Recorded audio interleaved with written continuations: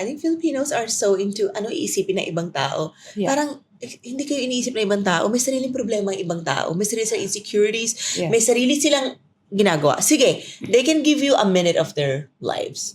Ipag-usap ka, gossip ka, screenshot, kilikili mo, braso mo, You baywak get mo. this a lot, diba? I see the comments on your social media. Parang, What the hell? I feel like you reach a certain point of success if people are actually commenting bad things about And you. people think na parang property ka nila. And buti na lang talaga, Bea, alam mo, like, I've worked so hard to have mental toughness. Yeah.